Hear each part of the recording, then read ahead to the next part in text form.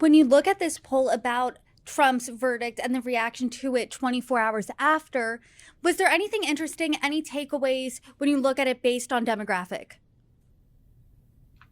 Well, I think that we had some interesting questions that we formulated together with the news team at Forbes.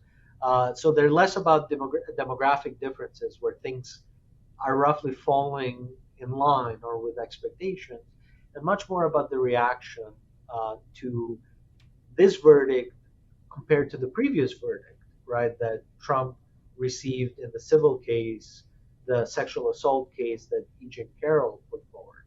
And so we asked the question, do you think this felony verdict on business falsification charges, the hush money verdict, is worse than the civil case in which Trump was found guilty of sexual assault? Or do you think that civil case was worse? 48% said the felony verdict is worse. 52% said the sexual assault case is worse. And that holds roughly consistently. And when we ask which label do you think is more damaging to Donald Trump, 59% said actually convicted sexual assaulter is a worse label than convicted felon, which was 41%. So again, Trump, there's so many cases, and the public has been inundated with so many of these legal cases that it has created almost a level of sensitivity towards them. And they're sticking more to issues based decisions than to these character based decisions. At the end of the day, a majority of the country doesn't like either Biden or Trump. So this election doesn't seem to be unfolding and playing out on the basis of personality and character. It's unfolding and playing out on the basis of issues. Therefore, we see a lot more resistance to the public moving on news topics or news events like the one we just went through with the felony conviction, and a lot more on issue-based news. That's really interesting. So, as we've said, the presidential election is in 5 months. This has already been baked in, but it's going to be even more so in 5 months from now.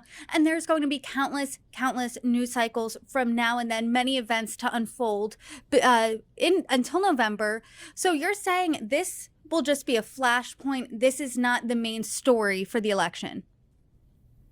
Yeah, I think that this will move some segments of voters. So, of course, when we ask more or less likely to vote for Trump, women tend to say, less likely by a 5 point margin.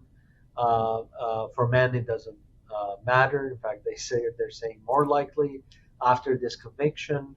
18 to 34-year-old, the younger voter groups are saying less likely by 17 points to vote for Trump. So 40% less likely to vote for him, 23% more likely. But the other groups, 35 to 49-year-olds, 50 to 64-year-olds, and 65 plus, they're basically saying more likely to vote for Trump, right? These are voter groups that are not being moved by this news. And I think that the polling that will come out, we're the first to come out with our flash poll, but there will be, I'm sure, many other polls, really should be looked at closely to see where there is resistance, where voter groups are making up their minds on other issues or on other topics, versus where we see,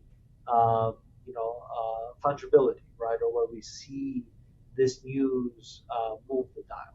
Right now, it's very few groups that are really moving on this news. Some younger voters, some female voters, but it's yet to be seen whether or not this is sustained.